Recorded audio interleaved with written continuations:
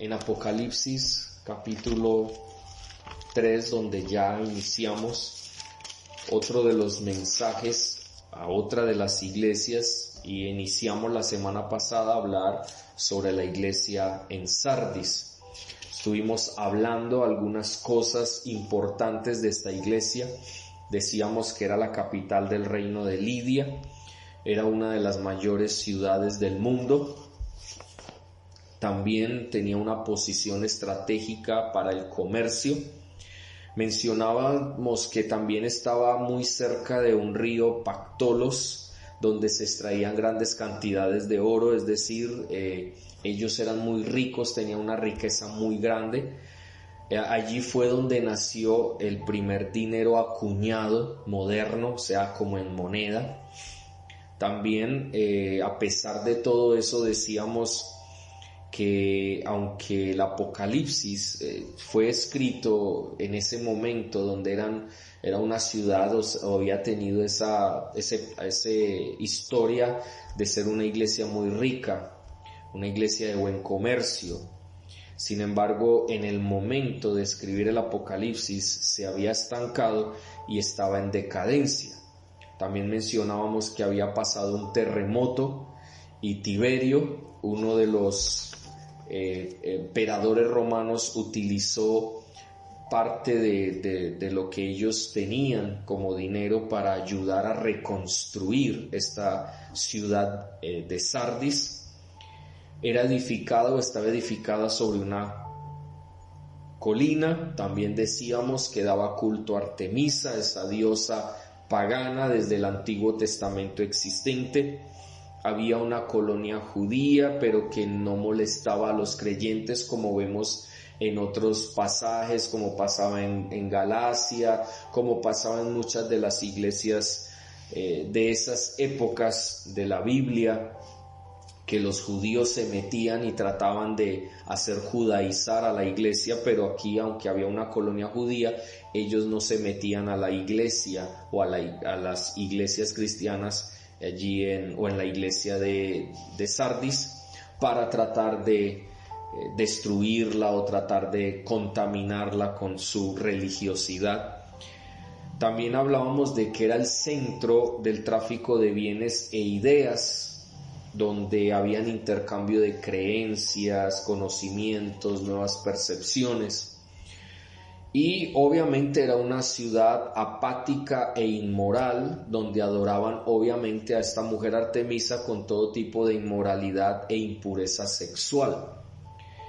Amaban el placer, los lujos, eran indulgentes e intolerantes, o sea, permisivos con todo el pecado. Y obviamente también terminamos diciendo lo que significaba Sardis, y Sardis significaba los escapados o sobrevivientes o los que salieron. En medio de todo esto estuvimos hablando un poco sobre la forma como esta iglesia es un símbolo de lo que ha venido sucediendo desde esa época hasta el día de hoy. Y una de las cosas que estuvimos mencionando dentro de esto fue el tiempo de la Reforma. Cómo la iglesia en esa época, la iglesia se prostituyó, cómo la iglesia estaba tan mal que por eso Martín Lutero sale de la iglesia, no porque él hubiera querido salir, sino que él quería que hubiera una reforma dentro de la iglesia, porque tanto el papado como todas las normas y reglas que ellos habían concebido por sí mismos, no porque la palabra de Dios lo enseñara, sino que eran normas humanas como las indulgencias, como todo ese tipo de cosas. Lutero vio bíblicamente que no eran correctas, entonces él inmediatamente pegó las 99 tesis para que hubiera una reforma dentro de la iglesia romana en esa época, porque tenían el centro en Roma, donde aún todavía está. Pero sin embargo, en vez de hacer reformas, lo que hizo el papado en esa época fue sacar y excomulgar a Lutero y decir que él era un hereje, porque estaba en contra no de la Biblia, ni del Dios de la Biblia, sino que estaba en contra de la Iglesia romana. Entonces Lutero, después de haber sido expulsado y excomulgado de la Iglesia romana en esa época, entonces es donde comienza la Iglesia a ser diferente, comienza a mirar más la Biblia como la autoridad para el creyente, la Biblia como autoridad para toda persona que quería llegar a Cristo Jesús. Entonces, obviamente, fue una reforma y por eso los escapados, los sobrevivientes o los que salieron, habla muy claramente de esos momentos donde muchos han salido y han escapado de la religiosidad y obviamente han llegado a los pies de nuestro Señor Jesucristo para vivir una vida de acuerdo a su palabra.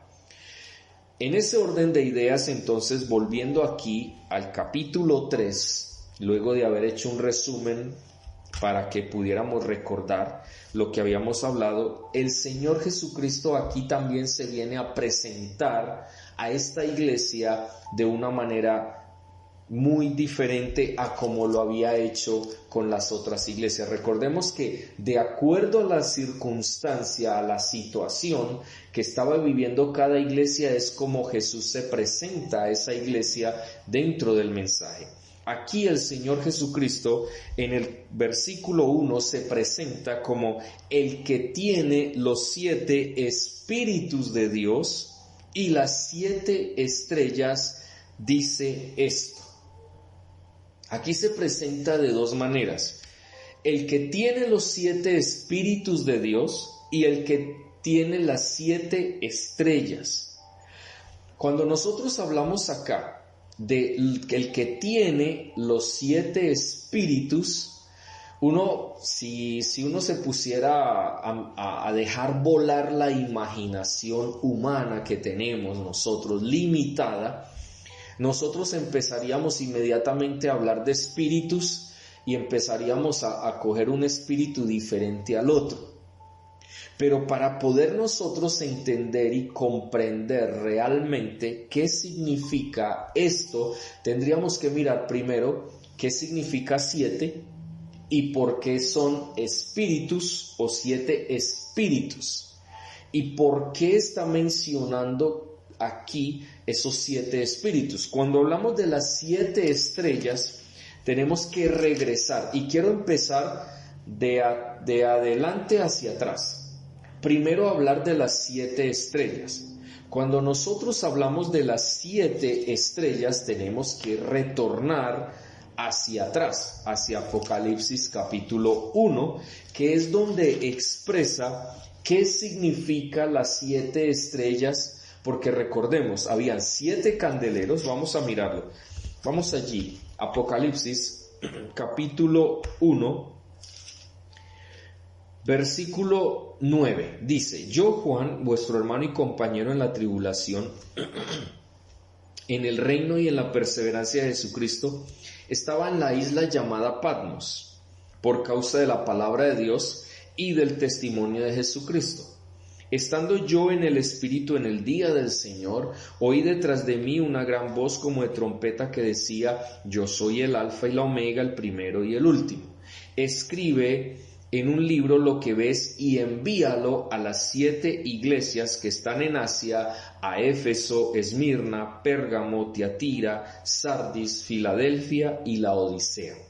Me volví para ver la voz que hablaba conmigo y vuelto vi 7 candeleros de oro y en medio de los 7 candeleros de oro a uno semejante al Hijo del Hombre, vestido de una ropa que llegaba hasta los pies y tenía el pecho ceñido con un cinto de oro. Sus cabezas y cabellos eran blancos como blanca lana, como nieve, sus ojos como llama de fuego, sus pies eran semejantes al bronce bruñido, pulido, refulgente como en un horno, y su voz como en estruendo de aguas, de muchas aguas. En su diestra tenía 7 estrellas.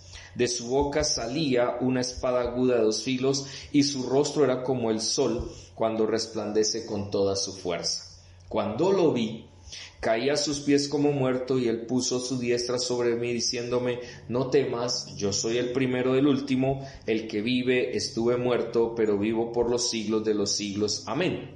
Y tengo las llaves de la muerte y del Hades. Escribe pues las cosas que has visto, las que son y las que han de ser después de esta. Bueno, viene el verso 20. Respecto al misterio de las 7 estrellas que has visto a mi diestra y de los 7 candeleros de oro, las 7 estrellas son los mensajeros de las 7 iglesias. Y recordemos que en cada iglesia había una persona que era el mensajero o ángel, por eso dice... Escribe, recordemos aquí el capítulo 2, verso 1, escribe al mensajero de la iglesia en Éfeso.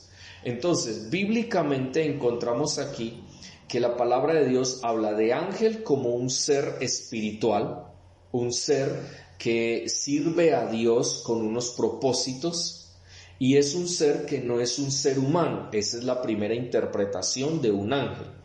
Por otro lado, un ángel también refiere bíblicamente, de acuerdo al contexto, recordemos que tanto para la interpretación de un ángel venido del cielo, alguien que es un ser espiritual, algo sobrenatural, es de acuerdo al contexto, para poder interpretar ahora como simplemente que dice, escribe al ángel, tiene que haber un contexto donde hable de la persona o una persona que trae un mensaje de parte de Dios para el pueblo de Dios.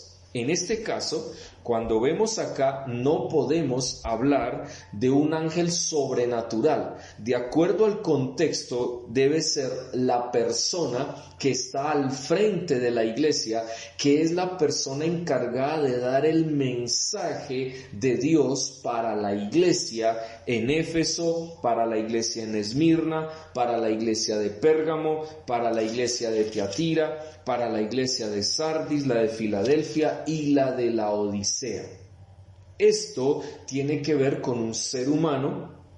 De acuerdo al contexto de cada iglesia, es un ser humano, es la persona que está al frente de la iglesia. En este caso hablamos del pastor o del anciano encargado de la iglesia, quien da el mensaje. Por eso dice, escribe a las iglesias para que la persona encargada, el pastor, el anciano de la iglesia, se encargue de llevar ese mensaje a esa iglesia para que la iglesia pueda comprender y entender qué es lo que yo quiero de ella y qué está sucediendo en ella, porque todo lo estoy viendo. Entonces es obvio que aquí dice, y de los 7 candelabros de oro, entonces las 7 estrellas son los mensajeros de las 7 iglesias. Y los 7 candeleros que has visto son las 7 iglesias. Es muy claro, de acuerdo al contexto, es la persona. Entonces aquí, en este caso, volviendo nuevamente, dice, el que tiene las 7 estrellas, es decir, el que es dueño, el que es la autoridad y tiene el poder sobre el anciano, sobre el pastor, sobre la persona que está encargada en la iglesia, no solamente de Sardis, sino de Pérgamo, de Tiatira, de Filadelfia, de Éfeso, de Esmirna, de Laodicea, o sea, de cada una de las iglesias. Como él es el dueño y él es el que puso ese pastor, puso ese mensajero allí en la iglesia, entonces le pertenece, y como pastor, como mensajero, debe cumplir cabalmente con todo lo que el Señor le ha encomendado en su mano de pregonar y predicar el mensaje o doctrina o enseñanza correcta desde la palabra de Dios, no contaminada con enseñanzas de hombres, sino pura, santa, esa palabra que transforma y que llena el corazón de la iglesia, de su pueblo, para que su pueblo pueda ser corregido, pueda ser enseñado, pueda ser transformado de acuerdo a como el Señor ha establecido para nuestras vidas. Entonces es claro que aquí está hablando de que que el mensajero de cada iglesia le pertenece y ese mensajero debe cumplir cabalmente la voluntad de Dios en su vida. Debe ser esa persona que Dios ha puesto y que tiene poder sobre ella para llevar ese mensaje.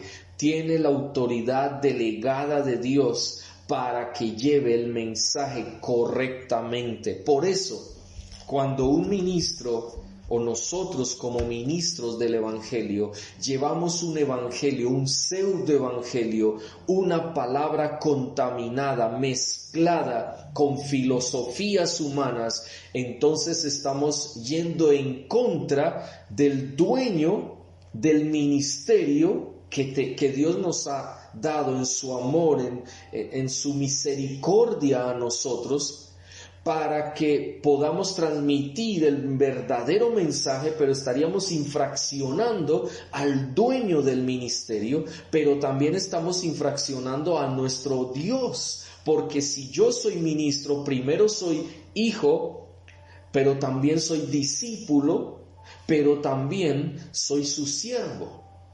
Entonces, de esa manera es que podemos ver claramente aquí cómo Él se presenta delante de la iglesia de Sardis.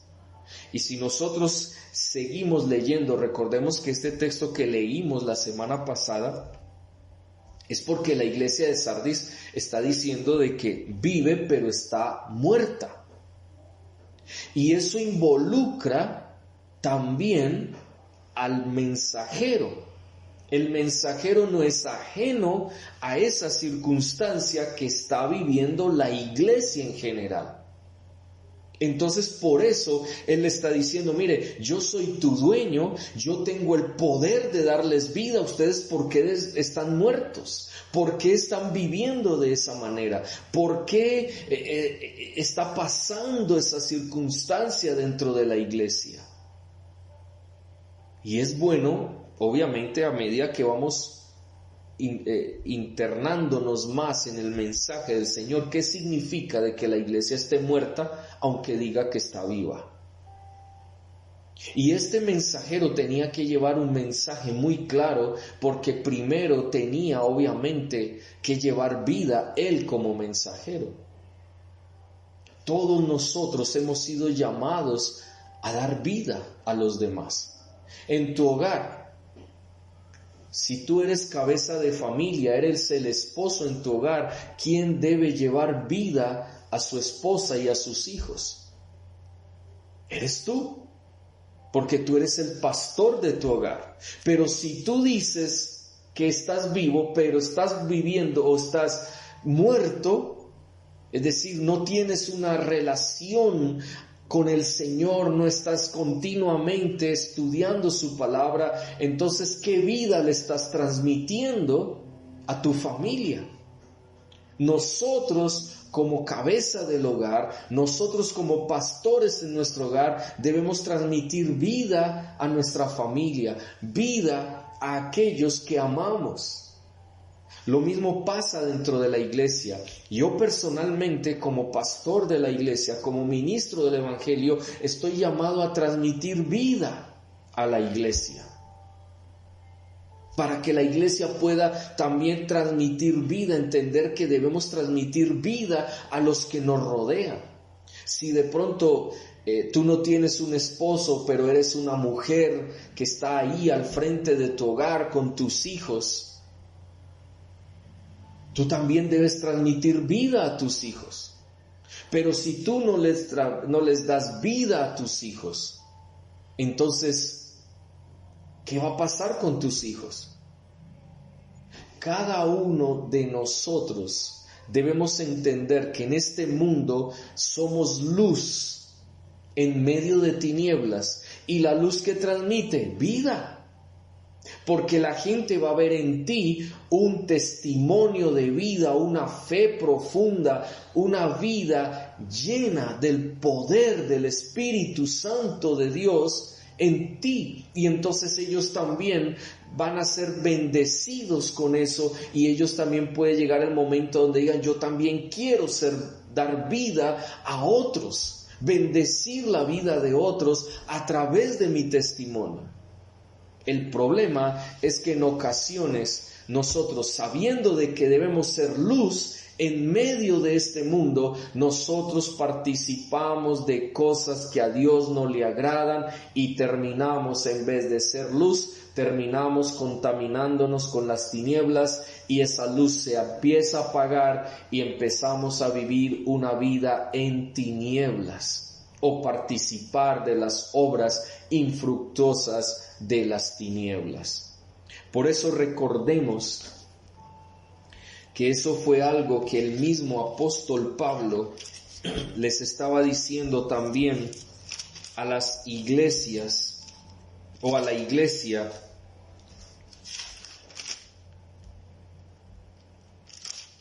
de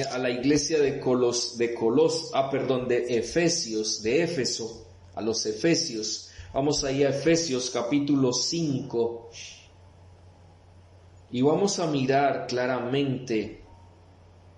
Y podríamos hablar del capítulo 4, pero vamos a tomar el capítulo 5 nada más, los primeros versículos, y vamos a darnos cuenta que en ocasiones la iglesia necesita sacudirse de este mundo, de la ideología de este mundo, de la filosofía de este mundo. Necesitamos sacudirnos de todo eso para poder agradar a Dios. Y dice, sed pues, y mire que comienza con un encabezado muy fuerte, dice, sed pues imitadores de Dios como hijos amados. Qué tremendo. Tenemos un Padre y dice que nosotros debemos imitar a ese Padre. Si tú llamas a Dios como tu Padre, tú debes imitar a ese Dios, imitar a ese Padre que es tu Dios. Ahora usted me dirá, pero ¿cómo lo voy a imitar si Dios no lo ha visto nadie jamás? Nosotros no somos dioses. Es verdad, no somos dioses, pero hay dos formas en que nosotros podemos saber cómo imitarlo. Primero, conocerle a Él a través de la Escritura, a través de la palabra, porque ahí podemos ver cómo es Dios, cómo es su carácter. Pero encima de todo, Jesucristo vino a mostrar cómo era imitar al Padre, imitar a Dios como hijo. Y eso nos deja a nosotros de una vez sin poder excusarnos delante de Él para tratar de decir, no, es que como yo no sé cómo es Él, entonces ¿cómo lo voy a imitar? No, yo imito a los que tenemos acá en la tierra. No, sí tenemos cómo darnos cuenta para poder imitarle a Él. Sigue diciendo, andad en amor, como también Cristo nos amó y se entregó a sí mismo por nosotros, ofrenda y sacrificio a Dios en olor fragante. Ahí vemos, de una vez, de entrada, nos muestra que debemos imitarle amando. Dice, andad en amor, no en odios, no en envidias, no en rabias, no en enojos, no en iras, etcétera, etcétera, etcétera. Sino debemos cada día seguir ese camino que Él mostró, que Él amó aún a sus propios enemigos, a aquellos quienes lo llevaron para que fuera apresado, a quienes lo llevaron a la cruz del Calvario. A todos ellos los trató con amor aún estando en la cruz. Y Él decía, Padre, perdónalos porque no saben lo que hacen. ¿Cuántas veces nosotros hemos tratado de esa manera a quien nos ha fallado, a quien nos ha ofendido? No, nosotros no lo tratamos así. Nosotros lo que hacemos es que nos vamos en contra de ellos y queremos también hacerles daño, porque lo que nosotros consideramos es ojo por ojo, diente por diente. Y el mismo Jesús en uno de los evangelios, o en los evangelios, nos mostraba, Mateo, claramente que Jesús dijo, habéis escuchado ese dicho que dice ojo por ojo, diente por diente, ahora yo os digo. que el que viene y te ofende, entonces tú pones la mejilla y después pones la otra mejilla. En otras palabras, Padre, perdónalos porque no saben lo que hacen. Porque a veces la gente cuando nos ofende no sabe lo que está haciendo ni en lo que se está metiendo. Por eso es importante tener presente que una de las maneras de mostrar cómo imitamos a nuestro Dios es andando en amor, es decir, amando aún a aquellos que nos persiguen, a aquellos que nos insultan, a aquellos que quieren dañar nuestra vida, es decir, amarlos porque ellos necesitan conocer al Señor como nosotros también lo hemos necesitado todos los días y que tenemos el privilegio de conocerle. Luego dice, como también Cristo nos amó, pero no solamente su amor es un amor fantasioso, imaginario, como de aquí de la mente, no, porque mucha gente dice te amo, pero son palabras, no realmente no muestra con hechos reales ese amor. Y mire lo que dice. ¿Cómo mostró Jesucristo que nos amó? Dice, se entregó a sí mismo por nosotros. Pero aparte de eso también fue ofrenda y sacrificio al Padre como olor fragante. Es importante ver esto para entender y comprender de lo que estamos hablando, de qué es lo que Dios quiere para nuestras vidas y que verdaderamente actuemos como el Señor quiere que nosotros actuemos, porque vuelvo y lo digo, transmitimos vida a los demás. Pero si decimos que estamos vivos, pero estamos muertos realmente, entonces son solo palabras de que hay vida en nosotros. Pero necesitamos, como decía también el apóstol Pablo, despiértate tú que duermes y te alumbrará Cristo. Y levántate dentro de los muertos. Entonces ahí vemos algo muy importante, pero eso obviamente lo profundizaremos un poco más adelante para entender la condición de la iglesia de Sardis. Pero aquí cuando estamos hablando de las 7 estrellas, entonces está hablando de las 7 personas que Dios había puesto en las iglesias como mensajeros del Evangelio. Volvamos nuevamente entonces aquí a Apocalipsis. Capítulo 3. Ya teniendo claro qué significa que tiene las 7 estrellas, es decir, dueño de su iglesia, dueño de los mensajeros de su palabra, porque recordemos que no solamente son los ministros los llamados a dar el mensaje de la palabra, sino toda la iglesia ha sido llamada a dar mensaje de su palabra a todos los que le rodean, comenzando por la misma familia. Luego, entonces, quiero que miremos y nos detengamos en esta parte en el que tiene los 7 espíritus de Dios. Y como les decía, 7 es un número que se utiliza bíblicamente tanto como el 7 como el 3. El 3 tiene que ver con la triunidad divina y con otras cosas más que trataremos más adelante, porque recordemos que más adelante se habla de las 7 trompetas, de los 7 sellos, de los 3 que están en el cielo, bueno, todas estas cosas. Pero aquí hablando del 7, el 7 bíblicamente es un número que habla de estar completo, de tener perfección, de tener algo perfecto. Entonces, cuando vemos este número acá, nos damos cuenta que algo está sucediendo cuando habla de los 7 espíritus.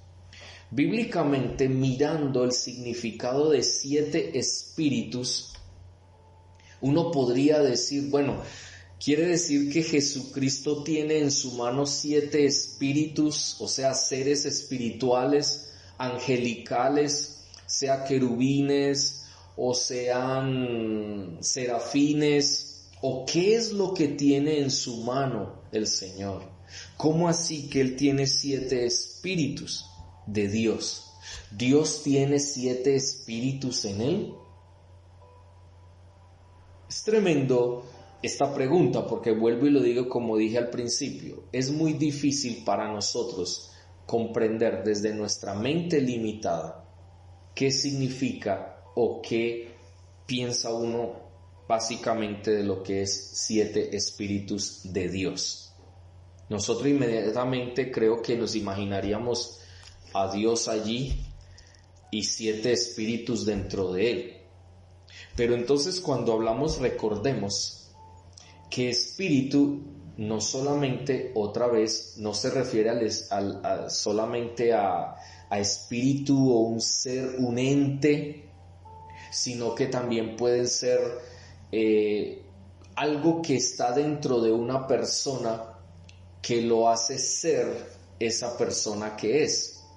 Nosotros lo veíamos el otro día en cuanto al el mal entendimiento, cuando se menciona que espíritu de fornicación, que espíritu de tal cosa, y decíamos que espíritu no solamente es un ser espiritual, un ente, digámoslo así, un demonio o un ángel o algo por el estilo, sino también, aparte de ser esto, también puede ser el hecho de la influencia que tiene algo sobre la vida de una persona, es decir, una filosofía, es decir, un pensamiento y todo esto. Entonces, todo eso tiene mucho que ver con lo que tiene que ver aquí en cuanto a los 7 espíritus, y vamos a ver por qué. Bíblicamente, cuando refiere 7 espíritus y está hablando del significado de ser completo, de ser perfecto, entonces nos lleva a entender y comprender que aquí lo que está diciendo el Señor es que tiene al Espíritu Santo de Dios. No quiere decir que son 7, el Espíritu Santo de Dios está dividido en 7, no. Y vamos a mirar por qué no es así. Se refiere al Espíritu Santo de Dios porque la palabra de Dios dice claramente que el Espíritu Santo de Dios es perfecto, lleva a que la vida de una persona esté completa, lleva a que la persona sea perfecta o lleve a esa plenitud de vida. Él es la plenitud y Él da plenitud de vida, y obviamente Él perfecciona a la persona que tiene el Espíritu Santo de Dios y que obviamente le hace volverse una persona madura, completa, una persona que va a estar delante de Dios y que obviamente habla de una unidad con Dios. El Espíritu Santo de Dios nos lleva a tener una unidad con Dios. Y si usted no me lo cree, vamos a Efesios, otra vez vamos a Efesios capítulo 4. Mire lo que dice. Efesios capítulo 4. Yo pues preso en el Señor os ruego que andéis como es digno de la vocación con que fuisteis llamados, con toda humildad, mansedumbre, soportándoos con paciencia los unos a los otros en amor, procurando mantener, aquí está, procurando mantener la unidad del Espíritu en el vínculo de la paz. A través del Espíritu Santo podemos estar unidos como hermanos, pero también unidos con Cristo, unidos con el Padre. Entonces aquí habla de que hay una unidad por tener al Espíritu Santo de Dios, y dice, un solo cuerpo por el Espíritu Santo de Dios, un solo espíritu porque el Espíritu Santo de Dios hace que tengamos un mismo pensamiento como hermanos, una misma motivación como hermanos, un mismo conocimiento como iglesia de Cristo. Por eso dice un cuerpo, un solo espíritu, como fuisteis llamados también a una misma esperanza de vuestra vocación, un solo Señor por el Espíritu, una sola fe por el Espíritu, un solo bautismo por el Espíritu, un solo Dios por el Espíritu, un solo Padre de todos, el cual está sobre todos, por todos y en todos. Es a través del Espíritu Santo. Entonces, si aquí Pablo dice que el Espíritu Santo de Dios es el que nos vincula como iglesia, es el que nos da unidad como iglesia, entonces también debemos entender aquí en Apocalipsis capítulo 3, que cuando él dice tiene los 7 espíritus, no es que hay espíritus por aquí, espíritus por allá que están ahí con Cristo. No, lo que está diciendo es que el Espíritu Santo de Dios está, porque el 7 significa perfección, unidad, plenitud, estar completo. Entonces en él el Espíritu de Dios está y lo tiene, y por medio de él está unido al Padre, pero también está unido a la iglesia y está unido al mensajero de la iglesia de Sardis. Eso es lo que significa o lo que implica cuando Jesús se presenta como el que tiene los 7 espíritus de Dios. Está hablando de quien tiene el Espíritu Santo de Dios, que lo hace uno con él. Ahora, cuando habla aquí de 7 espíritus, eso nos lleva a Isaías capítulo 11. Vamos a Isaías, que esto también corrobora lo que estamos hablando. Capítulo 11. Y ustedes saben que aquí está hablando del reinado justo del Mesías. Es una profecía futura. Dice: saldrá una vara del tronco de Isaí, es decir, el descendente de David, Jesús, y ustedes recordarán la genealogía en Mateo capítulo 1, donde habla de la genealogía de Jesús y cómo Jesús viene por la línea de David, de Isaí, David, Salomón, etc. Entonces dice: saldrá una vara del tronco de Isaí, es decir, Jesucristo, un vástago retoñará de sus raíces, es decir, descendencia, y dice: y reposará sobre él no 7 espíritus, porque Dios no tiene 7 espíritus, Dios tiene el Espíritu Santo, el Espíritu de Dios. Habla de uno, pero cuando habla de 7, está hablando de el Espíritu Santo de Dios, que es perfecto, que da plenitud a la vida de una persona. Pero aquí es donde quiero que miremos esto. Y reposará sobre él el Espíritu de Jehová. 1. 2.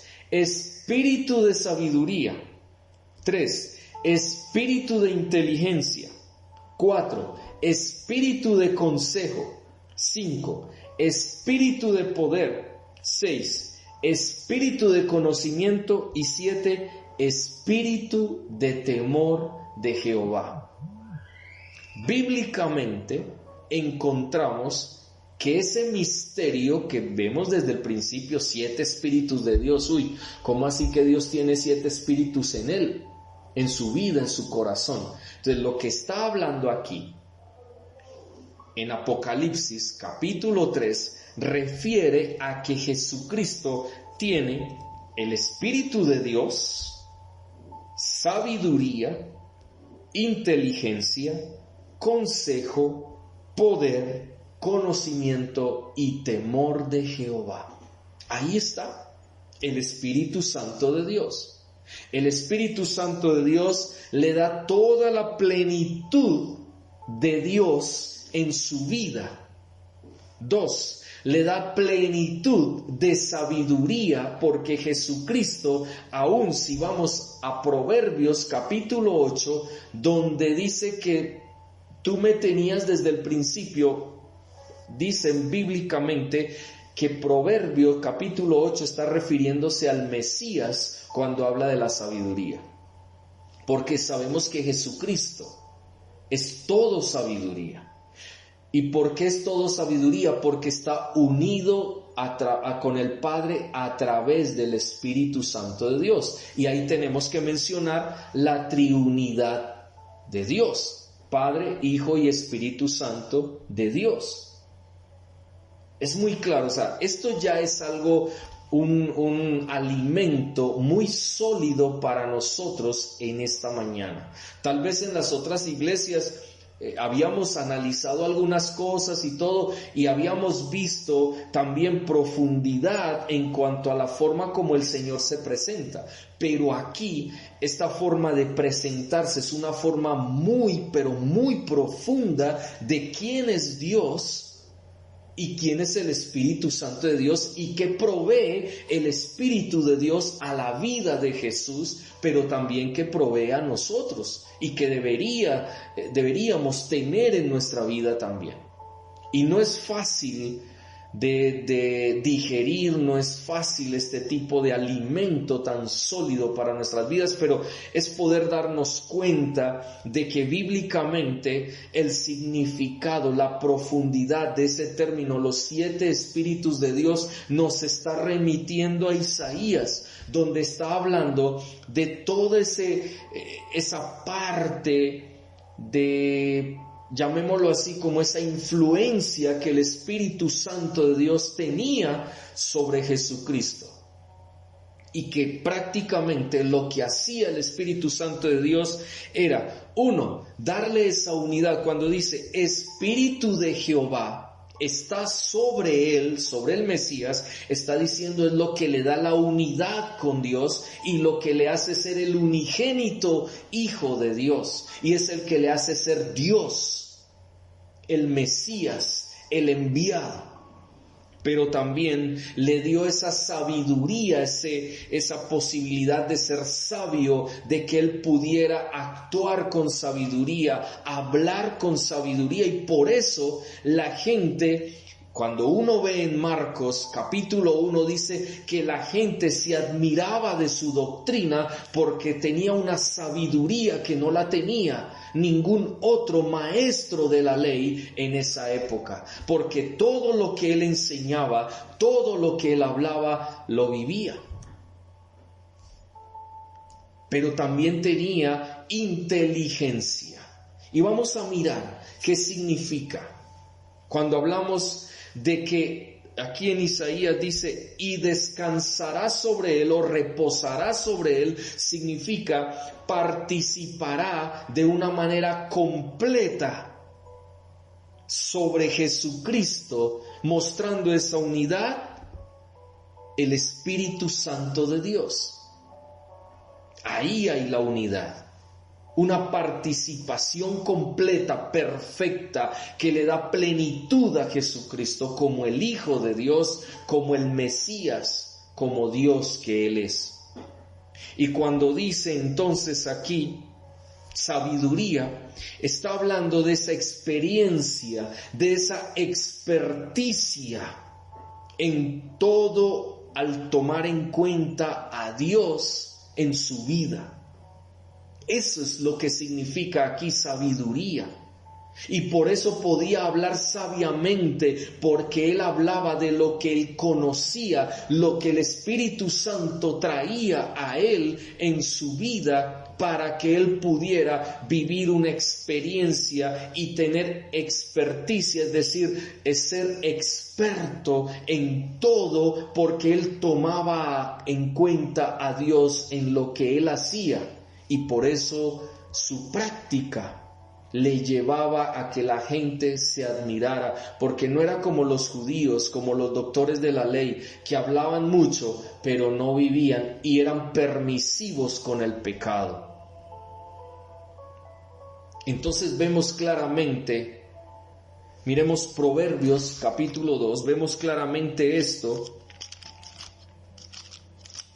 Y en estos textos que vamos a mirar, nos habla de eso.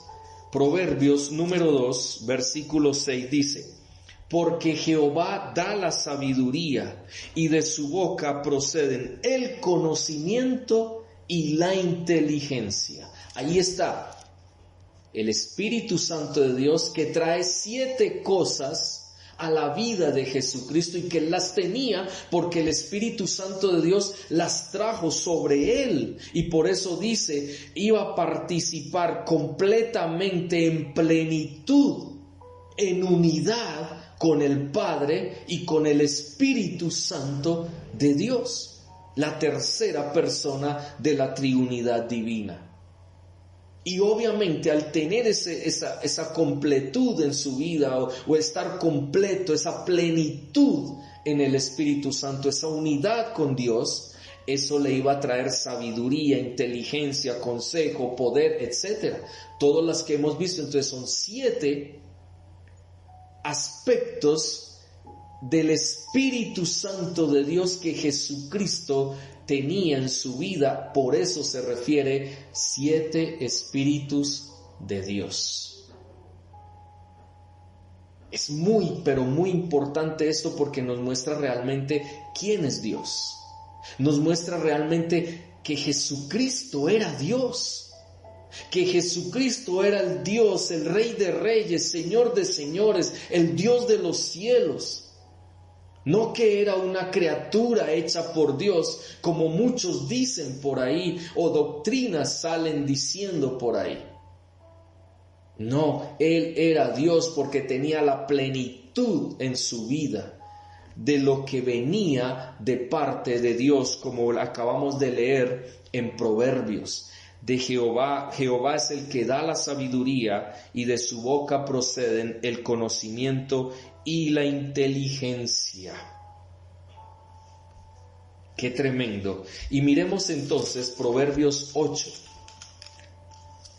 Proverbios 8 nos habla precisamente de cómo Jesucristo personifica en sí mismo la sabiduría, y por eso él discernía. Mire, era tal la sabiduría del Señor Jesucristo que recordemos que antes de que cuando la gente pensaba algo o antes de que dijera algo, ya el Señor Jesucristo conocía las intenciones del corazón de esas personas que estaban a su lado. E inmediatamente el Señor Jesucristo les decía: ¿por qué pensáis de esa manera? Y ellos se sorprendían, porque era como si les estuviera leyendo el pensamiento. Y no es que se lo leyera, es que Él, como Dios, Él conocía, porque Él tenía el Espíritu Santo de Dios que le daba la plenitud de la sabiduría, la perfección de la sabiduría, que era conocer la intención del corazón de los hombres. Entonces es claro esta parte donde vemos de cómo se presenta el Señor delante de su pueblo, de su iglesia. Y miren que por eso, allí en Apocalipsis capítulo 3, volviendo a Apocalipsis capítulo 3, dice: yo conozco tus obras. ¿Por qué el Señor Jesucristo conoce las obras de las iglesias? Y en todas las iglesias siempre les escribió: yo conozco tus obras. ¿Por qué? Porque Él tenía la plenitud de la sabiduría de Dios. Es decir, el Espíritu Santo de Dios le había dado la plenitud de la sabiduría. Jesucristo mismo era la sabiduría desde antes de la fundación del mundo. Y por eso en Proverbios 8 lo dice. Vamos allá a Proverbios 8 para que ustedes vean del por qué se dice que este es un texto muy mesiánico. Dice: ¿acaso no clama la sabiduría y alza su voz la inteligencia? Apostada en las alturas, junto al camino, en las encrucijadas de las veredas, junto a las puertas, a la entrada de la ciudad, a la entrada de la puerta, da voces. A vosotros, hombres, llamo, mi voz dirijo a los hijos de los hombres. Ingenuos, aprended discreción, y vosotros necios, entrad en cordura. Escuchad, porque voy a decir cosas excelentes, voy a abrir mis labios para cosas rectas, porque mi boca dice la verdad, mis labios abominan la impiedad. Justas son todas las razones de mi boca, nada hay en ellos perverso ni torcido. Todas son claras para el que entiende y rectas para los que han hallado sabiduría. Recibid mi enseñanza antes que la plata y ciencia antes que el oro puro, porque mejor es la sabiduría que las perlas y no hay cosa deseable que se le pueda comparar. Sigue diciendo: yo, la sabiduría, habito con la cordura y tengo la ciencia de los consejos. El temor de Jehová es aborrecer el mal. Yo aborrezco la soberbia, la arrogancia, el mal camino, la boca perversa. Conmigo están el consejo y el buen juicio. Yo soy la inteligencia y mío es el poder. Por mí reinan los reyes y los príncipes ejercen la justicia. Por mí dominan los príncipes y los gobernadores juzgan la tierra. Yo amo a los que me aman y me hallan los que temprano me buscan. Las riquezas, el honor me acompañan, los bienes permanentes y la justicia. Mejor es mi fruto que el oro refinado, y mis beneficios mejores que la plata pura. Por vereda de justicia guiaré, por en medio de sendas de juicio, para hacer que los que me aman tengan su heredad y que yo llene sus tesoros. Jehová me poseía en el principio, ya de antiguo antes de sus obras. Eternamente tuve la primacía desde el principio, antes de la tierra. Fui engendrada antes que los abismos, antes que existieran las fuentes de las muchas aguas, antes que los montes fueran formados, antes que los collados, ya había sido yo engendrada.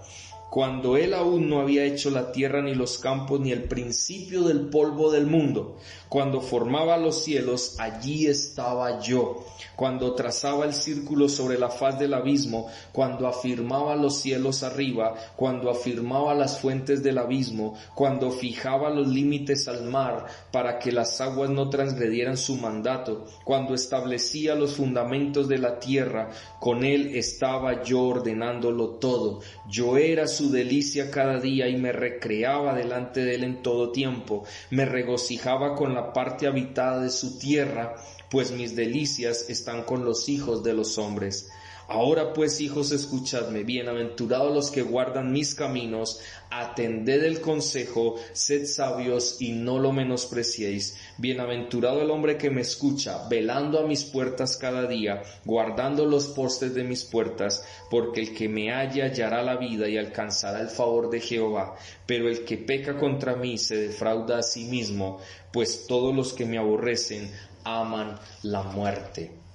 Uno podría decir, ¿cómo así que pecar contra la sabiduría? Si uno habla de la sabiduría es el saber, el conocimiento, de acuerdo a lo que nosotros tenemos en cuenta. Pero cuando dice pecar contra la sabiduría, obviamente tiene que ser pecar contra Dios, porque dice que Dios poseía esa sabiduría desde el principio. Jesucristo también existía desde el principio y obviamente, como Dios que era, Él poseía esa sabiduría. ¿Por qué? Por el Espíritu de Dios, porque obviamente Dios es uno. Y claramente vemos que allí estaba el Señor con su sabiduría. Entonces, cuando dice, obviamente, volviendo acá, los 7 espíritus de Dios, se está refiriendo claramente primero al Espíritu Santo de Dios, luego también a esa sabiduría que el Espíritu Santo de Dios le había dado a nuestro Señor Jesucristo, y por eso Él discernía también lo que el corazón del hombre tenía, y por eso el Señor Jesucristo, cuando Él pregonaba, Él decía que lo que corrompía el corazón del hombre, lo que corrompía al hombre era su corazón, porque Él discernía los pensamientos de los hombres. Él conocía de antemano lo que había en el corazón del hombre. Entonces es muy claro este punto. Ahora, nosotros tenemos que tener presente que si Él tenía toda la sabiduría a través del Espíritu Santo de Dios, iba a hablar sabiamente. Y todo lo que la gente decía de Él era: este hombre no es como los demás, este hombre no es como aquellos que hablan y hablan y hablan, pero no le vemos nada en su vida. Y eso era lo que estaba, una de las cosas por las cuales estaba pasando la iglesia de Sardis. Tiene nombre de que vive mucha habladuría, habla, pero muéstrame esa sabiduría dando buenos consejos. Pero a veces, no nos digamos mentiras, a veces nosotros no damos buenos consejos. A veces nosotros, en vez de aconsejar desde la sabiduría que viene de Dios, desde la palabra de Dios, nosotros aconsejamos desde nuestros conceptos personales, desde nuestros pensamientos. Por eso es tan importante que nosotros seamos consecuentes en nuestra vida. Cuando vamos a aconsejar a alguien, ¿desde dónde debemos aconsejarle? Desde la palabra de Dios, desde la sabiduría que viene de Dios, no desde nuestra propia sabiduría, porque nosotros, nuestra experiencia no es la experiencia muchas veces que Dios quiere, porque lo hablamos de la experiencia de lo que vivimos en el mundo, y sí, eso es bueno, pero ¿cuál es la experiencia que nosotros tenemos en Cristo Jesús? ¿Cuál es la experiencia que nosotros vivimos a través de su palabra? Es una experiencia totalmente distinta. Dios nos da la sabiduría correcta, perfecta, que es completa, que nos da la plenitud, y por eso podemos hablar de manera sabia a aquellos que piden defensa o que nos dicen o nos hablan acerca de nuestra fe. Pero muchas veces nosotros no hablamos de nuestra fe, no hablamos con sabiduría, sino que, como muchas veces, y ahorita lo decíamos en aquel proverbio, muchas veces hablamos como necios, porque nos apartamos de la sabiduría que viene de Dios. Porque el que tiene la sabiduría de Dios va a hablar como el Señor quiere que hable. Va a ser prudente. Va a ser una persona no sabia en su propia opinión, sino que todo lo que sale de su boca es conforme a la voluntad de Dios. Por eso el Señor se presenta de esta manera. Hemos hablado de 2 hasta el momento, nos faltan 5. Con la ayuda del Señor, dentro de 8 días estaremos hablando sobre los que podamos, del tiempo nos dé, para ver si los terminamos, y si no, seguimos, pero profundizando acerca de esta parte que tiene que ver con el Espíritu Santo de Dios, estas 7 aspectos que tienen que ver con el Espíritu Santo de Dios y que Jesucristo los tenía. Porque recordemos, refiere los 7 espíritus de Dios, significa el Espíritu Santo de Dios que da plenitud, que completa la vida de Jesucristo como Dios que es.